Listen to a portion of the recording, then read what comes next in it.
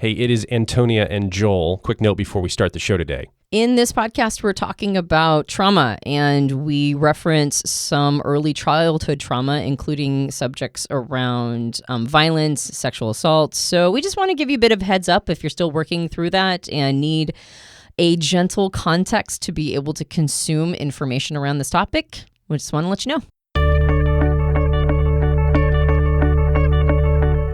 Hi, welcome back to the Personality Hacker Podcast. My name is Joel Mark Witt. And I'm Antonia Dodge. This week, we're once again joined by our guest host, Bruce Muzik from loveatfirstfight.com. Hi, Bruce. Hey, hi, Joel. How's it going?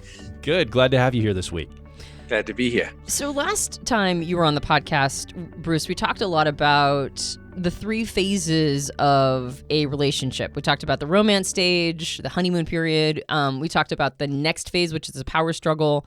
And then we talked a little bit about mature love and what all of those phases mean. But as we've been filleting out more and more conversations with you, we've noticed, particularly since you do a lot of work with attachment styles and attachment theory, that this subject of trauma keeps getting brought up in conversations over and over, and how trauma impacts our ability to engage with our partners. So I thought in this podcast, we could just fillet out this idea a little bit more. And you had actually introduced us to this concept called ACEs when it comes to trauma, and how trauma is sort of a predictor in your relationships in your life. So let's go a little bit down that rabbit's hole of ACEs and what that is. Cool. Well, so ACE stands for Adverse Childhood Experience.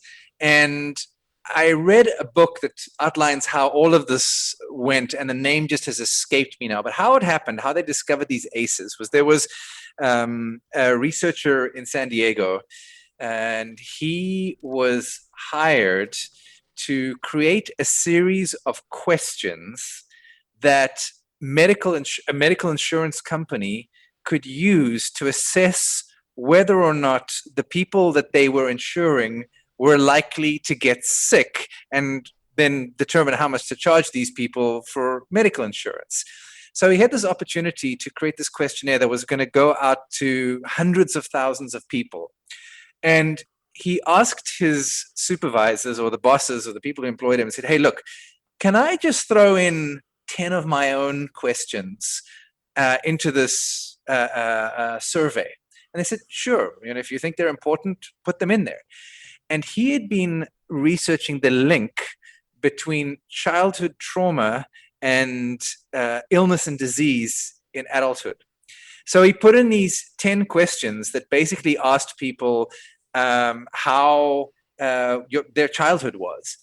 And the more answers, so these questions went out to hundreds of thousands of people, and he got an incredibly large data set to draw from. And he made a startling discovery that our childhood and how much trauma we experienced in our childhood is directly linked to how long we live, the kinds of diseases, particularly autoimmune diseases, we will get as adults, and that they will show up in our life in our 40s. So we'll go through life pretty healthy until we hit our 40s, and then suddenly these autoimmune diseases will start showing up. It also is a direct predictor of relationship satisfaction, of abuse, of earning potential. There's so much they've now correlated with your childhood experiences. So there are 10 ACEs. And I don't know if you guys are interested, but I've actually just got them in front of me. Can I read them out to you guys? And you guys can count how many ACEs you have. And then everybody listening can count how many ACEs they have. So this, again, is something that happened in childhood that was a trauma? Is that what you're going to read out? Something that happened prior to your 18th birthday. Okay. Yeah. All right. So the first question is, did a parent or other adults in the household often or very often swear at you, insult you, put you down, or humiliate you, or act in a way that made you afraid you might be physically hurt? Okay? If that happened in your childhood, you have one ACE and just mark down a 1. If that didn't happen, we'll go to the next question. Question 2.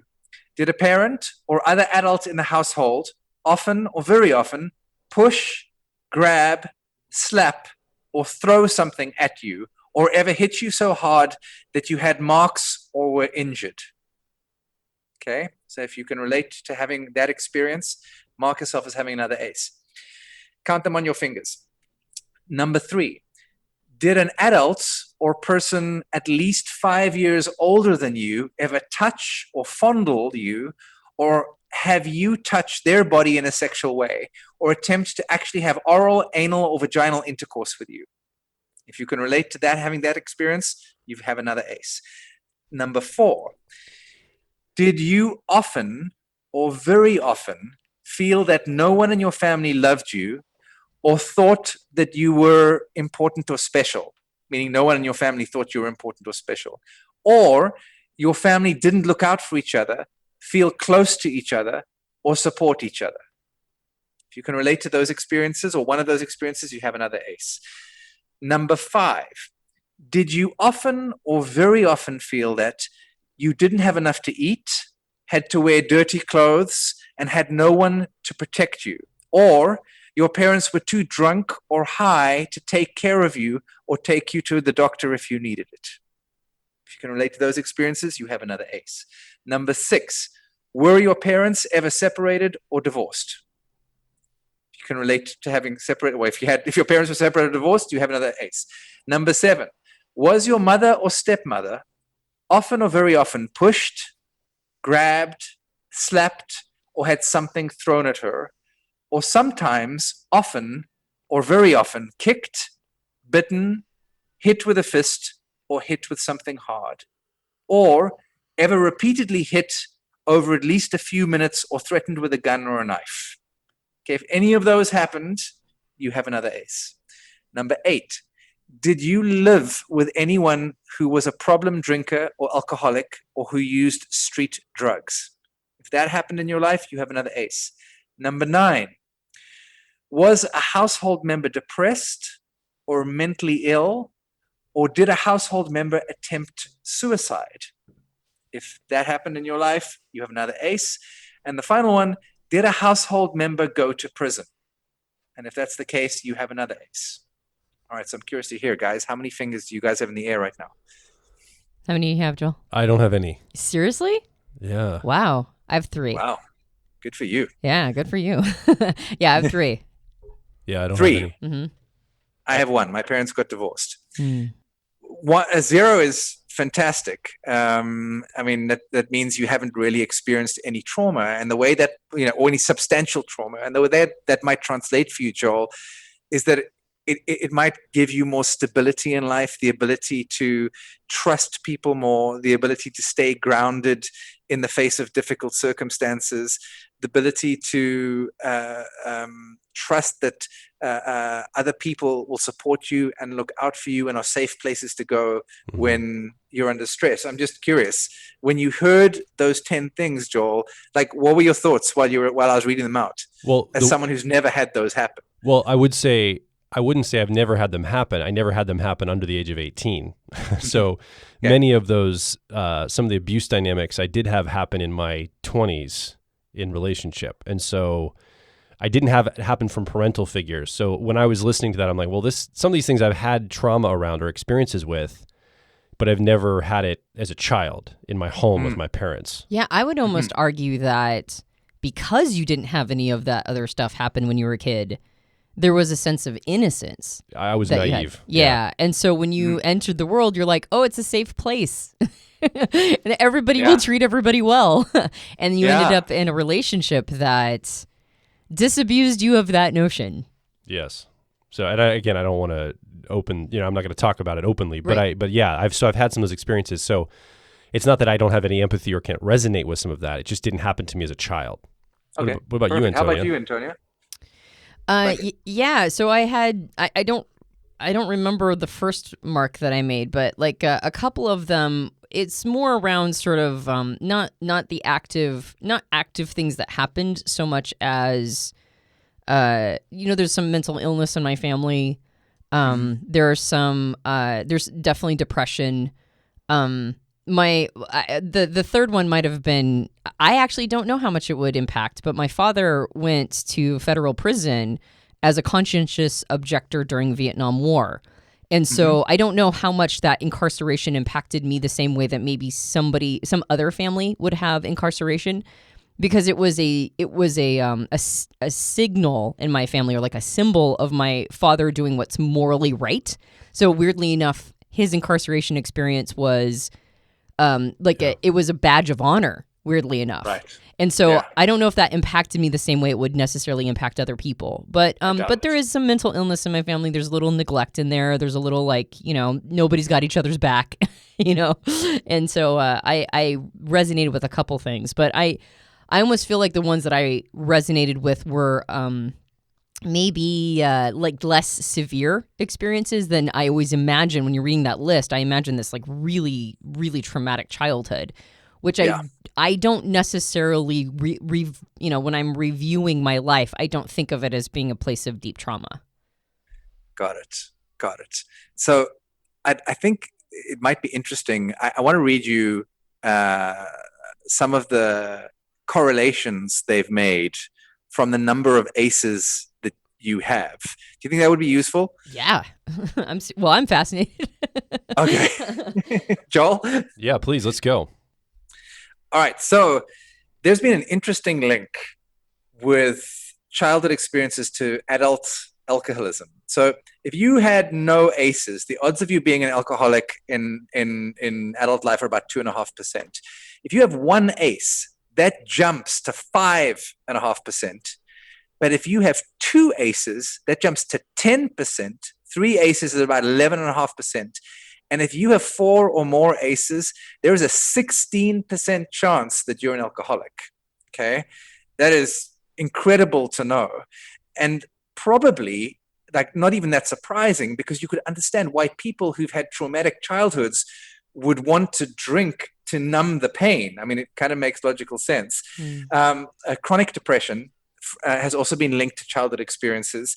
So if you have 0 ACEs, as a woman, you're probably about 15% likely to have chronic depression. But if you have 3 ACEs, you're about 42% likely to have chronic depression.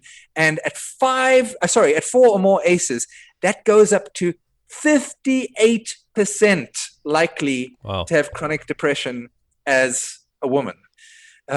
So this is ridiculous. I mean, it's like there's clearly some dramatic impacts of having trauma. They've linked it to antidepressant prescriptions. So people with one ACE have about like a 50% chance of using antidepressants.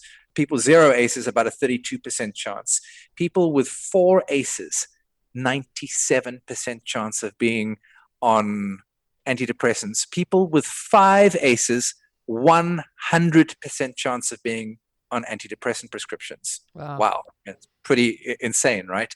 Check this one out. There's another link they've linked to the risk of perpetrating domestic violence. So if you have 0 ACEs, your risk is about 1.5%. Take that to 3 ACEs, there's about, this is in men, 6% chance you'll perpetrate domestic violence. But the shift between 3 and 4 ACEs, at 4 ACEs that jumps to 11%, and at 5 or more ACEs, that's like a 14% chance of perpetrating domestic violence. They've linked it to liver disease. If you have no ACEs, you've probably got a 5% chance of getting liver disease. But if you've got 4 or more ACEs, that jumps to 10. So it doubles your chance of getting liver disease. Smoking as an adult. With 0 ACEs, there's about a 7% chance you'll smoke as an adult. With 4 or 5 ACEs, there is a 13% chance you'll smoke as an adult. Okay. So I'm getting the picture here. Like this really indicates the type of behaviors and things that might emerge in your later years that you're going to drag into your career life, your partnerships, your own child rearing and parenting. Like this is going to be basically what you're saying is this ACE score research is suggesting this influences a lot of how things will turn out for you. Yeah. Should I be depressed about this? I mean, like if I'm somebody listening right now, I'm like imagining someone hearing this going, I identify with like many of these. What, I feel hopeless now, Bruce. Yeah, Okay. I'm going to land the plane and make it all nice and rosy in a second. But before I do, I just need to push the pain button a little bit more, because there's two more that are really, I think, are fascinating. And so what I found interesting was that they correlated with childhood experiences with the possibility or the probability of later being raped. And if you had 0 aces, the probability of you being raped as a woman was 5%. Okay. With 4 aces, it jumps to 32%. And this is because people who have trauma in their childhood tend to either walk around more fearful in a way that attracts predators, or they've also linked it to people displaying, the more aces you have, the more likely you are to display promiscuous sexual behavior. Now, this all sounds horrible, and it gets even worse because in your 40s, you're likely to get autoimmune diseases. The reason why I really want to underline this is if you can relate to having 4 or more aces, I really want to underline the importance of getting help. So the good news is that this research presupposes that you haven't got any help. You can absolutely get help and heal trauma. And this has been an interest of mine for the last 7 or 8 years, because my wife comes from a very traumatized background. And I found our relationship incredibly challenging. And for those of you who haven't met me, I'm a relationship counselor. That's what I do for a living. So relationships are my life. And I was trying to figure out how to support her, how to make our relationship work and our marriage work. And I started realizing that a lot of the struggles we were having were because her nervous system was so wired to be afraid and to look out for threat, that things that I was doing that were normal for me, that weren't meant to be threatening at all, were incredibly threatening for her. And I had to learn how to be a safer person. And so it got me interested in trauma. And one of the key distinctions I want to present in this conversation is that trauma can be healed, and it doesn't have to take a lifetime. It can take a year, 6 months to a year, and you can make massive progress, because research on trauma healing has really skyrocketed in the last 5 years. So I'll put a pause button in there and let you guys do some talking. I think this is interesting. Anytime you bring data into something that is generally kind of it's not an oblique conversation, but it's like something that's like hard to get any real, like it's hard to wrap your hands around the horns, like trauma is such a huge conversation, such a huge topic. I suspect that we're in a time period of history where focusing on trauma is like we're ready as people to do that. Does that make sense? Like we've handled so many things logistically. We don't have to spend 3 days on laundry, right? We can spend like 3 hours on laundry. And this opens up, I think, some time for us to start focusing on the dynamics that we're bringing into things as people. And so I think it's a time period right now, it feels like in the stream of time, for us to start really focusing on trauma and what we can do about it, considering that it's the cyclical problem, right? Traumatized people create more trauma. The conversation around what can be done about it, and how there's like so much burgeoning science and so much burgeoning research around it, and the need for it. I think that it's kind of like when the Wright brothers invented the plane, there were a whole bunch of people working on it at the same time. They just happened to get there first. Yeah. And the 4-minute mile, there was like, as soon as that got broken, a whole bunch of people afterwards like broke it too. I think you can just kind of feel when we're ready for something. And I think we're sort of collectively ready to really focus in on this concept of trauma. And so I haven't been studying it, but it doesn't surprise me that right now it feels like so much good information's coming out. So considering that topic, or considering that presupposition I just made, which is like we're ready for all this, what are some of the more insightful components of dealing with trauma that you've run into, Bruce, in your research? I think the thing that struck me as the most fascinating was that trauma isn't stored in the brain. It's not something that talk therapy can necessarily help with. The trauma is stored in the body, in the vagus nerve, in the nervous system, and that traditional therapies that have been used in the past to heal trauma, that have been highly ineffective are ineffective because they're usually talk therapy, and they attempt to deal with trauma through the prefrontal cortex. But trauma influences the amygdala. And so a lot of our trauma reactions are unconscious. So for example, the classic example of the war vet that comes back from the war, and he hears a car backfire, and he throws his body to the ground as if a bomb's gone off, thinking that it's a gunshot, and then he gets he goes right back to re-experiencing trauma of being at war. You can't talk therapy your way out of that. You have to experience your way out of it. So the modalities that are working for healing trauma are all modalities that work with the body. So there's some very interesting ones, like EMDR, which stands for eye movement desensitization. EMDR, I'm trying to remember what the R was. I don't remember what the R was. You have to go Google it. Uses eye movements to help rewire neurons in the brain that have been wired around the trauma. So what they do is they get patients to talk and to almost re-experience their trauma while using their eyes to look in particular places. And what apparently this does is it almost disconnects the amygdala fight, flight, freeze, or fawn response, such that you can relive the trauma without going into fight or flight and shutting yourself down, and move through it. And so, which brings me to the second fundamental distinction, I think, about healing trauma that's important, is that trauma doesn't get healed by talking about it, and doesn't get healed by avoiding it. It gets healed by actually re-experiencing it in a safe environment. In fact, there's some researchers that say that it's not the trauma itself that's damaging. It's the lack of support after the trauma that's damaging. So you can go through trauma. You could be, in a concentration camp in Auschwitz and come out the other side if you had, appropriate support without being too scarred and be able to function afterwards. Or you could go through the same experience and come out completely paralyzed to achieve in life. And the difference will be whether or not you had support. So another area of interest to me has been the latest research on MDMA therapy. Do you guys know what MDMA is? Yeah, it was the base ingredients in like an ecstasy drug, which is typically in a party scene. But MDMA is its pure form, right? It's a psychedelic that opens up different parts of the brain. Exactly. And so what MDMA tends to do is it has the experience, or it gives you the experience of having your heart opened, or said another way, the way I think of it is unable to close your heart.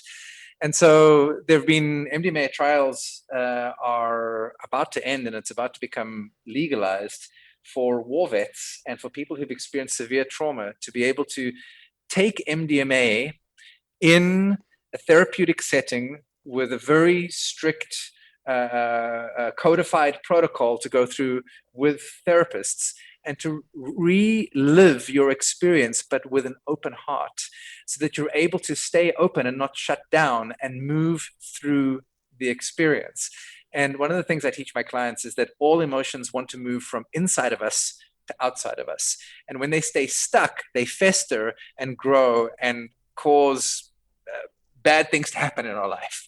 Anger is a great example. When you repress your anger, it festers and grows until eventually one day it explodes and scares everybody around you, which then has them more convinced that you should be repressing your anger. So you continue to repress it, and explodes and explodes and explodes, and you just become this angry, unhappy person, and that impacts every area of your life. In the same way, when you have trauma and you're unable to move through it, it doesn't get an opportunity to leave. It stays stuck inside of you. And so what I find so hopeful about MDMA therapy is that they're using MDMA to help people move through their trauma with huge success. And there's actually a movie called A Trip of Compassion. It's a documentary. You can download it online or watch it online, A Trip of Compassion, where it actually documents these Israeli therapists working with people who suffered trauma, various different traumas. And you see how they interview these people beforehand. And you can tell these people are traumatized. They look scared. They're looking all around. They don't look like the kind of people that you could just relax around in their presence. They go through this therapy, and then they follow up with them 6 months later, and they are transformed from having three MDMA sessions and re-experiencing their trauma in a safe place. So the art to healing trauma is becoming more and more refined, and it includes re-experiencing your trauma in a safe place with safe people, with an open heart, without shutting down. And the good news is it can be healed relatively quickly with many of the latest modalities. Yeah. What you were talking about is that trauma is held in the body. That makes me think of the book, The Body Keeps the Score. Bessel van der Kolk. Yeah. And it's like, it's this burgeoning awareness and understanding. Like you said, it's like, it's not just talking it out. And it also makes me think of cognitive behavioral therapy, which is basically not avoiding triggers. Like you said, it's like, it's actually getting triggered, but it's doing it in a way where you can reprocess. That it's not a matter of avoiding and talking it out and hoping eventually you'll get through it. It's like re-experiencing it, but then having a more empowered experience to be able to basically wash it out of your system. Or maybe that's an oversimplified way of summing it up, but it's effectively re-experiencing it in a way where you're not like this little kid that couldn't do anything and had to hand yourself over to the experience. You're doing it now from a place of being an adult and moving through it in a more in a way that tells your body and your mind and all that connection that you have more power here, that you actually can affect the outcome. And I think it's really important to affect the outcome, because if you don't heal trauma, it shows up in sabotaging so many areas of your life, from not only your health, but also your romantic relationships. And the people who, because I'm a couples coach, that's what I do professionally, and I work with couples, I specialize with couples who are in conflict and who are really struggling. The couples who struggle the most are the ones who've experienced some kind of capital T childhood trauma. And by capital T, I mean, you were abused, you were beaten, you had an alcoholic parent, you were neglected in some way. A lot of these are ACEs. And if you experienced a capital T trauma, you're likely to be hyper triggerable, or what the therapists call hypervigilance, where you're constantly on the lookout for danger. And they've noted that people who've experienced trauma are actually extra sensitive, and they're extra sensitive to their partner's changes in behavior. So they often will track their partner's changes in behavior, because another distinction that came from, in an attempt to establish safety, and another distinction that came from this is that safety is not the absence of danger, it's the presence of predictability. And so these people become hypervigilant, trying to predict what their partner is going to do. And so they're very sensitive at predicting changes. But what I thought was interesting was they're also very inaccurate at interpreting what those changes mean, and they will assume the worst rather than the best when they see a change in their partner's behavior. So let's say, for example, their partner usually comes home, at 5 p.m. in the afternoon, and one day their partner comes home at 6 p.m. Somebody who's traumatized would be more likely to assume that meant something bad was happening. Maybe they were having an affair and cheating on them, and they would jump to a negative conclusion immediately. And this is what I think makes it so difficult for traumatized people to heal or to have functional, healthy, happy relationships until they've healed their trauma, because they get triggered so much more quickly than those of us who haven't had as much trauma. And so a lot of work I do with couples is helping them higher their threshold so that they get, for triggerability, so they get less triggered less quickly. I think an entire subject could come out of what you just said, which is that a feeling of safety doesn't mean that there's no, what did you say, no risk or no challenge, or like we feel safety not because there isn't anything that threatens us. Yeah, right. Because it's predictable.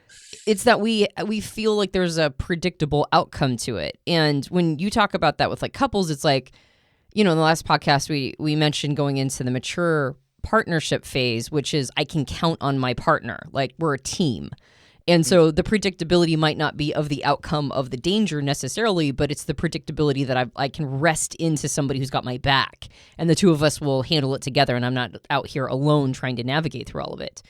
And so this idea that there's a predictability, and then when you're hypervigilant or highly sensitive, you just mentioned that it almost sounds like you're trying to compensate for that lack of predictability with your own pattern recognition.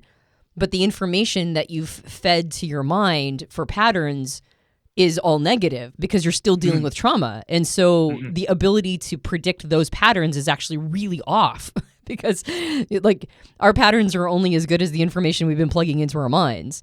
And so to compensate for the lack of predictability, you've got some really terrible pattern recognition, which makes the dynamics just be on this like hamster wheel, it sounds like, of not being able to ever feel safe. Exactly. And without ever being able to feel safe, we're constantly living with cortisol coursing through our veins. And like we were saying on the previous podcast, we don't do anything well when we have cortisol in our bloodstream. Cortisol basically limits us to our fight, flight, freeze, or fawn responses when we're perceiving a threat. And that also then makes everything else harder to do, whether it's from focusing at work. There's an interesting study in the 80s that was done in Germany where they studied men who kissed their wives goodbye before going to work.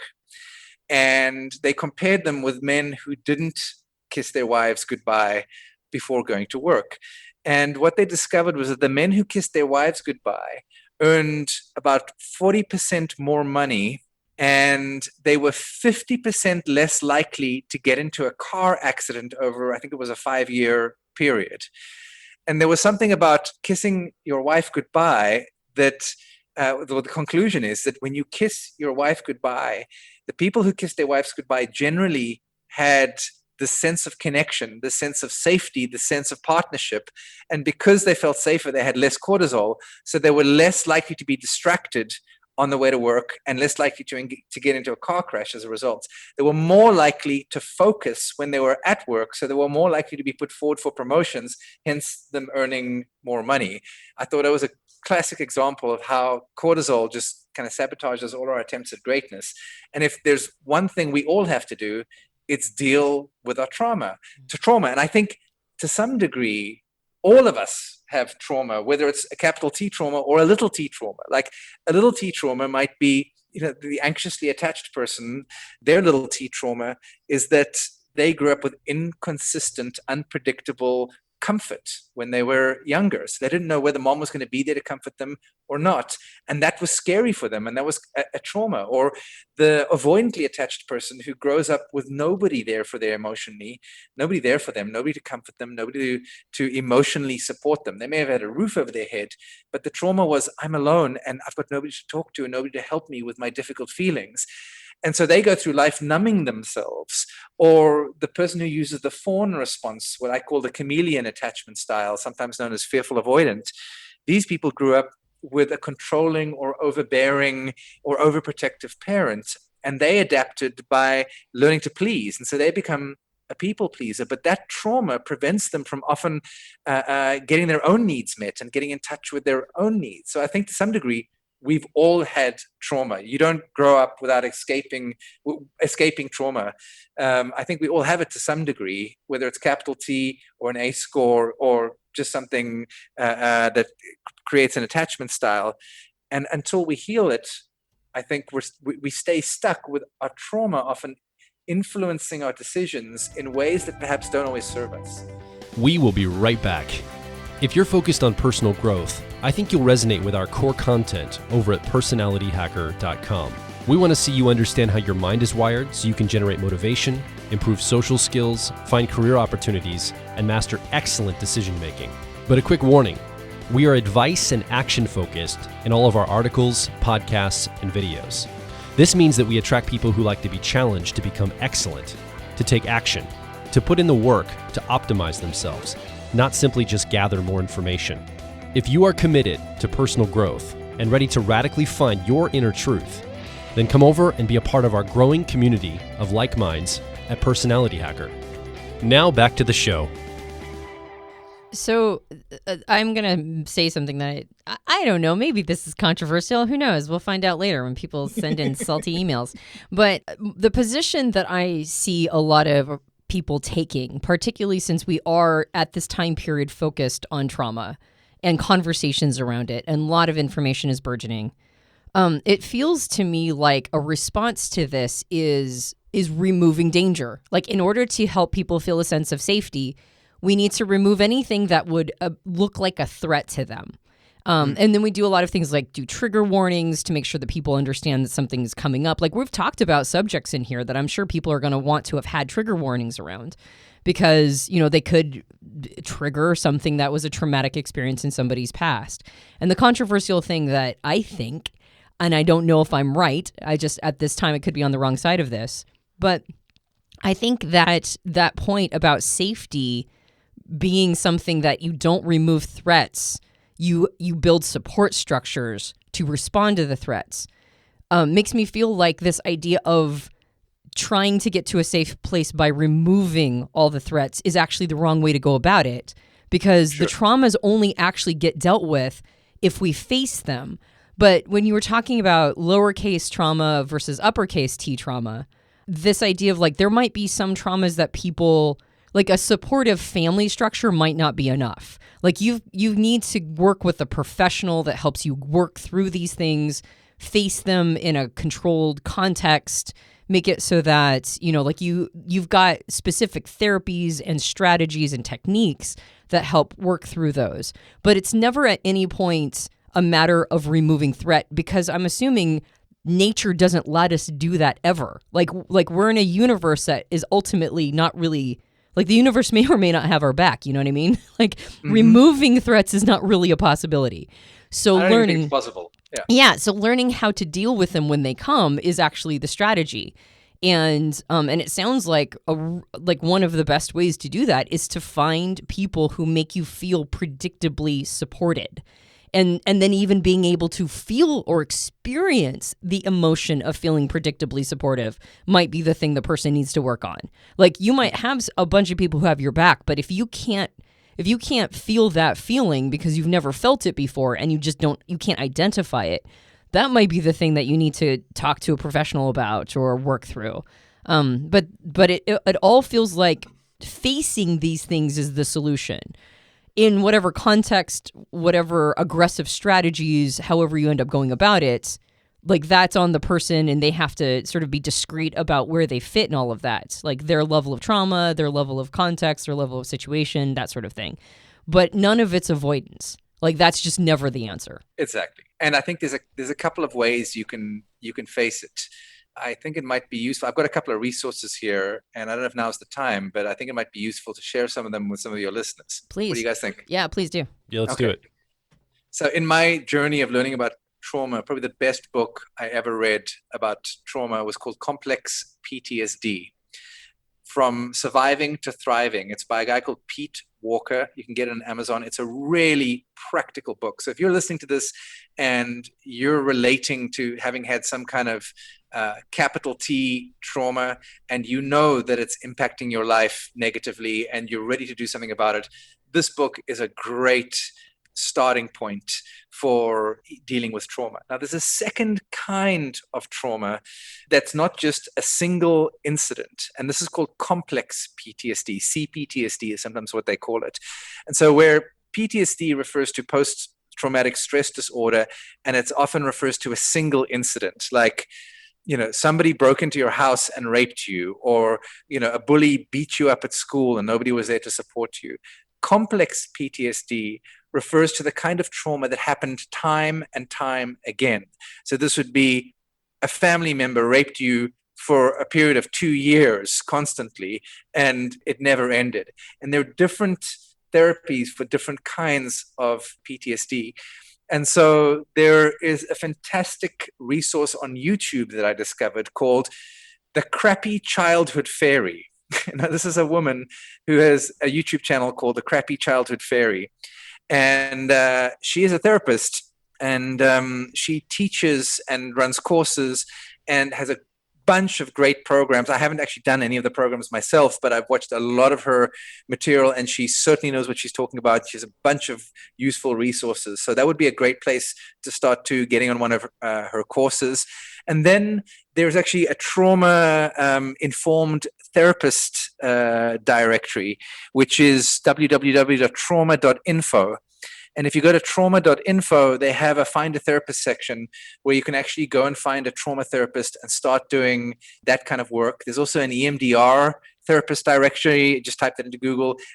Just type trauma therapist directory into Google, and you'll find a bunch of resources where you can find a therapist local to you in your zip code all over the world and get started. Thank you so much for those resources. We really appreciate them. Yeah, absolutely. So I'm actually thinking this from a little bit of a different vantage point, in that I'm having a personal experience as we're talking about this, as we're talking about trauma. I'm actually trying to work on my empathy and sympathy and gentleness when I approach people in a personal growth leadership framework. So for example, I tend to be more achievement challenge focused. When someone comes with a struggle or a challenge in their life, I'm like, okay, let's set goals, let's achieve, let's push hard, let's challenge you toward the thing you want. And I'm learning that's not always the right approach. Often we have to have a gentle approach because there are people that need to heal. Basically, I'm trying to understand the threshold of when is gentleness appropriate and when is challenge appropriate in my own life as a leader. So that's like the personal thing I'm going through in my life. And it makes me ask this question, or it makes me think about this idea that I think from a leadership standpoint with personal growth leaders, people that teach personal growth or help communicate on podcasts, or maybe you listening, you have a blog, or you have influence in this world. I think there's this idea, well, it should always be gentle. It's always about healing. And then the other side, more like me, is like, well, it's always about challenge. It's always about pushing and challenging people toward greatness or toward the next thing. And I think we're both right. I think both sides of that are correct. And I think one of the things that leaders can do is to realize that we might have an expertise or a way that we approach things, and we may not be good at doing the other. And to try to do the other, obviously we can just help stretch and grow like I'm trying to do in my personal life, my leadership frame. I'm trying to get more gentle in the way I approach things sometimes, but also just make room for people that have a more gentle approach. And people that have that more gentle approach, make room for people maybe more like me that are more challenge focused.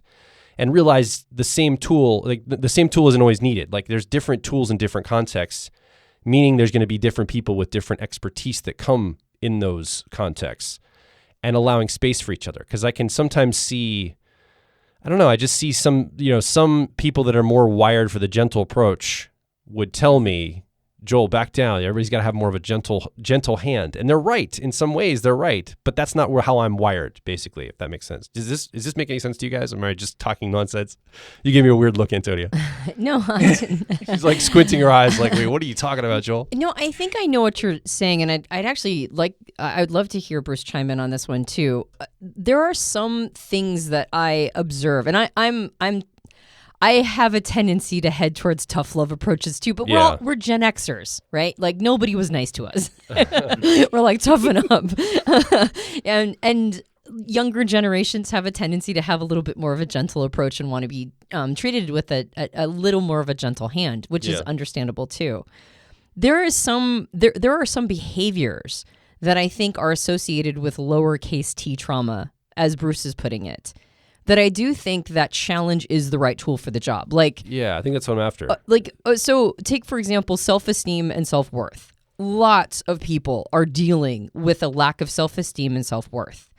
And that can come up from not being supported even. In fact, it probably did come from not being in a supportive household, not really having the structures you needed in order to help you get to that place. The challenge with self-esteem and self-worth is that is an emergent of a system that includes challenging yourself and overcoming obstacles.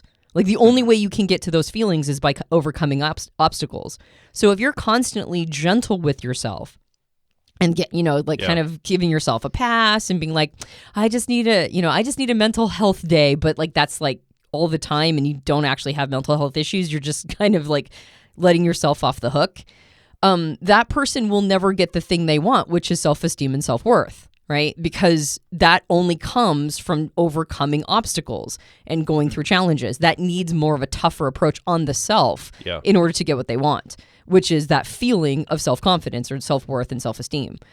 However, the capital T trauma, when there's really literally nothing that you can noodle out. You know what I mean? Like there's not really much you can... like if you overcome an obstacle, it's not going to help you deal with the fact that you have maybe 3 to 5 aces in your past experience. And so in those kinds of situations, I think a lot of gentleness is, I would imagine it would be required, because when I think about, people who want a feeling of safety by removing threats, and they oftentimes want other people to do that for them, I'm wondering if they're trying to replicate the childhood experience of your parents having your back. You want to know that your family unit and your parents and the people who are responsible in this world care about you enough to protect you from threats. And even if you're like 40 years old, you still probably are looking for the world to give you that message that parental figures love you enough to protect you from the demons of the world. And so that's oftentimes why they need a gentle approach, because they need the gentleness a parent that cares about their child would be offering. And until you get that experience maybe, or feel that feeling, or like are able to meet that, that the child part of you need, maybe even the toddler need, it's almost like you can't hear anything after that. And so I don't know what I'm talking about. That's why we have Bruce on. But that's my suspicion. My suspicion is that a lot of times people are like, well, I need a gentle approach, when really they can't be gentle on themselves, because it will never get them to where they want to be. They do need a tougher message and an achievement message to get those emotions of self-esteem and self-worth.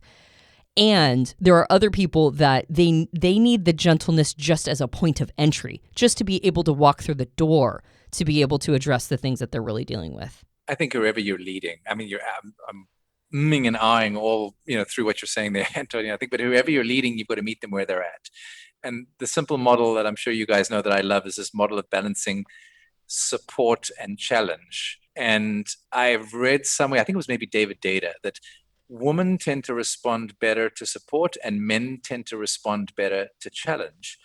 So when I'm with my clients, I will tend to challenge the men more, not always, and support the woman more. Sometimes the men need more challenging, more support, and the women need more challenging, but it depends. I think the thing that also distinguishes, if we're talking about leadership, the challenge has to be done in a way that the person who's being challenged is very clear that you're challenging them with their best interests at heart. Yeah. That you're challenging them with the intention of support, with the with the intention of them growing. I'm just thinking of my 23-year-old stepson right now, who's kind of sitting at home and doesn't have a job and has been fired from the last 5 jobs that he's had because he has schizophrenia. And on one hand, we're trying to support him with schizophrenia, and on the other, and him being on the right meds and getting the right support and therapy that he needs. And on the other hand, we have to keep challenging him, because the minute we, go, oh, well, you've got schizophrenia, then that becomes an excuse for him not going out and living his best life and becoming independent. And, he's 23 and he's still living at home. And it looks like he's going to be at home for at least a couple more years, the way things are going right now. And so I'm in a similar inquiry that you're in, Joel, going, how do I challenge this kid without pushing too far? Because what his father did is, he's not my son, he's my stepson. His father challenged him by saying, if you don't get your life together, you're out. And he didn't get his life together, and his father kind of like kicked him out. And then, he collapsed and ended up in a psych ward. So too much challenge doesn't work either. Yeah. And too much support doesn't work either. And I'm in the same inquiry you are, Joel. Yeah. Well, and I think what you're trying to say, Joel, or at least coming from a position where you have a tendency to favor the side that actually probably is, again, I'm going to use the word controversial, but it's like right now, because we are understanding the importance of support. I look back, I don't know if this is tangential, but I look back on the last, 100 years, and you can see why there was a generation of tough love people.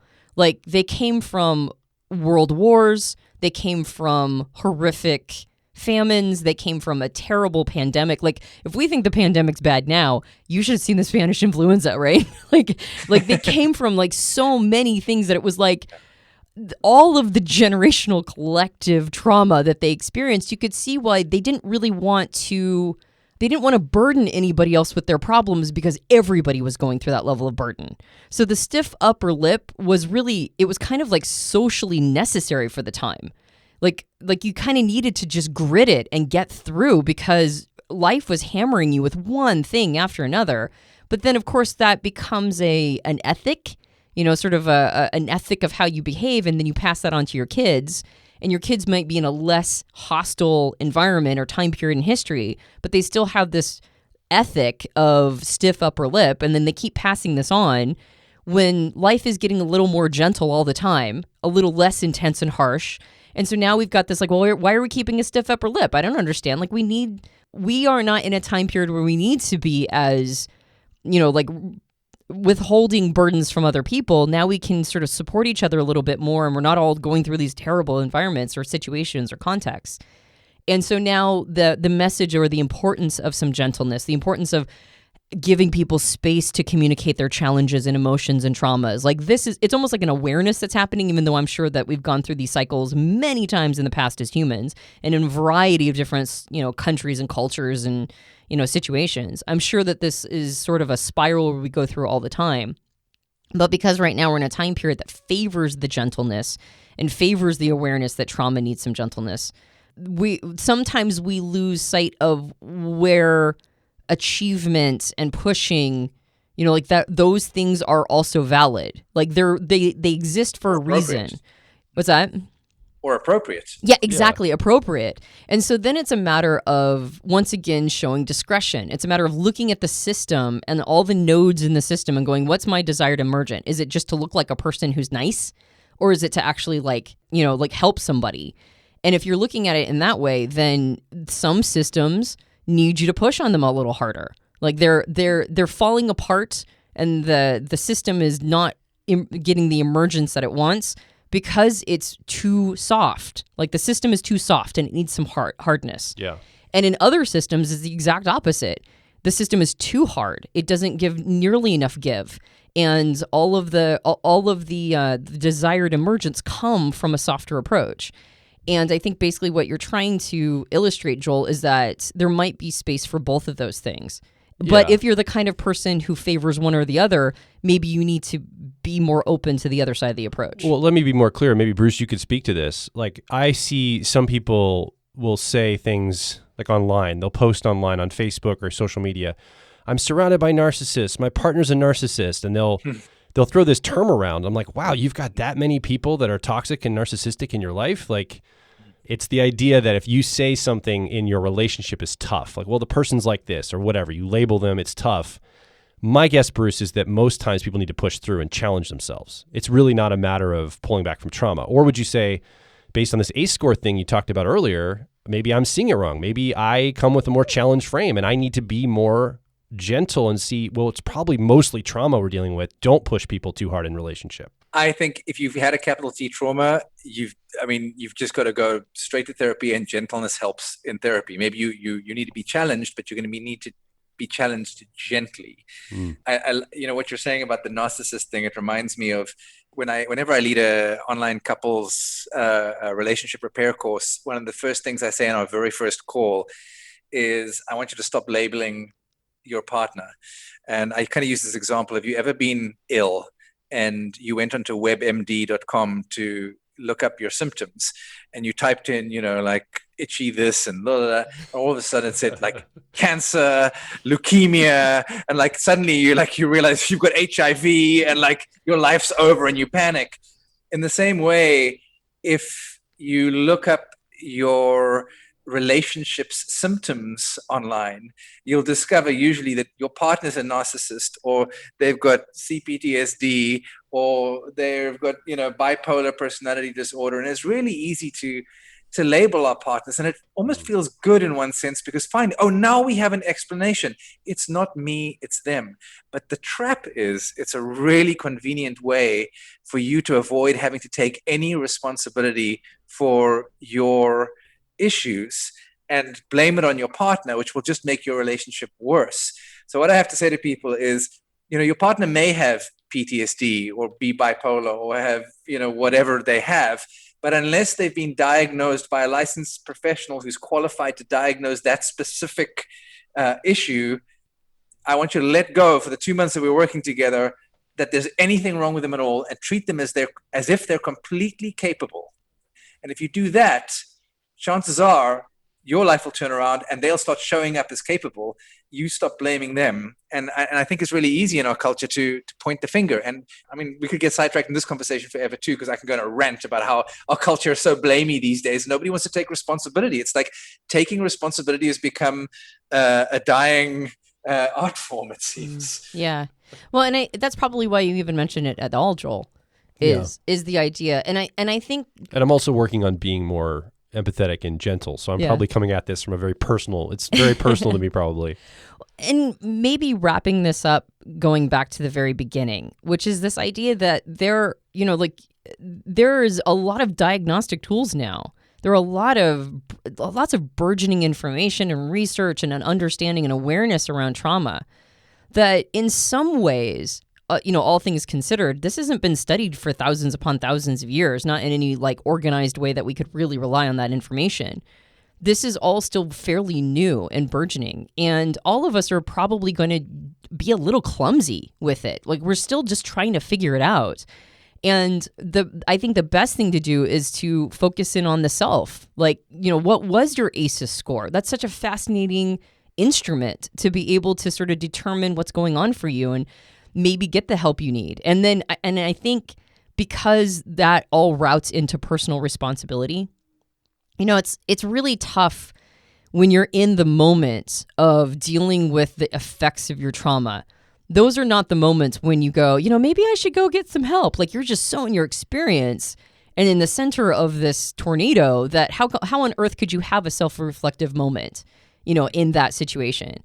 But when you look at the pattern of your life and you use these diagnostic tools to try to figure out where you're at, and you observe your behaviors in all of these different ways, and you do have a quiet moment to self-reflect and go, maybe I should go look something up, right? Maybe I should go try to figure out what's going on for me, or maybe go talk to somebody. And then get into the system of yourself and go, do I need the more gentle approach, or do I need to push myself a little bit more? Do I need people around me that will, want to see the best version of myself through challenge, or, sort of help me create a context of becoming the best version of myself by removing elements that, say, increase my cortisol and get me in those anxious spaces. So I think that's the thing, is the personal responsibility is really seeing yourself as the system and getting really good at diagnosing yourself as a system and seeking what you need in order to get to the emergent. And then being really honest with yourself about what that emergent is. Like, is really what you're looking for is the narrative, the quote unquote narrative of your life that makes it all make sense and takes personal responsibility off of you? Or is the emergent you're looking for like a higher quality life? Yeah. And if it's a higher quality life, you're actually going to make different decisions than just a narrative that tells a story that like sort of excuses it all away. And so I think in that whole thing about looking at trauma and looking at where we're at as a system and trying to figure out what it is that we need. And then, and I think, again, in the last two conversations, Bruce, I think the thing that really has stood out is that safety is not the avoidance of danger. It's feeling supported and predictably supported in all of that. And I think the one thing that all of us can do is have higher quality relationships and then learn how to be somebody that can be in high quality relationships, whether that's a partnership or a tribe or whatever it is. And then in that place, you can kind of, it's like once you get that part of the system down, once you get the context down, it's so much easier to start doing this diagnosis and going, maybe I do need to push myself a little bit here. Or maybe like, man, this just triggered something from my past and I really need to address that. And I probably should do it with some professional help. Yeah. Bruce, I know you need to go here soon to your next appointment. So let's start to land the plane for this episode. Where can people find out more about you? And just quickly tell us what you do. So you can go to loveatfirstfight.com, and I've got a bunch of free resources there to help you if you're in a struggling relationship. I specialize with working with people who are struggling with relationship issues, whether you're single, whether you're recently broken up, whether you're in a long-term relationship and you've been married for 50 years. I work with anybody and everybody. I have affordable courses and programs that help people move past their power struggles, their conflict, and be happy together. So that's a little bit about what I do. loveatfirstfight.com. Thanks, Bruce. And you've been listening along. We'd love to hear from you. Come over to personalityhacker.com directly below this episode. Leave a comment, ask a question, Or more importantly, share your story about maybe some of your experiences. Have you had trauma in your life that you've been able to get past? Are you still dealing with some? We'd love to hear from you. Yeah. And Bruce, thank you so much for being on the past 2 podcasts. We've really enjoyed having you. It's been a joy. Thanks, guys. And if you enjoyed this podcast, you can subscribe to us on iTunes and various Android platforms. If you leave us a rating and review on iTunes, that helps us out a lot. We have a book. It's called Personality Hacker. You can get it at all major big book retailers. And if you leave us a rating and review on Amazon or on Goodreads, that also helps us out a lot. I know if you've listened to our podcast a lot, this gets real droney. I see it a million times. But I'm going to do an interrupt right here just to kind of throw it off a little bit, because if you leave a rating and review for us on iTunes, Amazon, or Goodreads, that helps us out a lot. I'm going to say it again. Leave a rating and review. Okay, that was my little pattern interrupt. Preferably a good one. Well, yeah, obviously. And our podcast is completely subsidized by our Personality Hacker programs and products that are personal growth oriented through the lens of personality type. So if you want to invest in yourself and invest in us, head over to personalityhacker.com and look under our suite of programs to see if there's one that's right for you. Yeah, thanks again to Bruce for being here. My name is Joel Mark Witt. I'm Bruce Muzik. And I'm Antonia Dodge. And we'll talk with you on the next Personality Hacker podcast.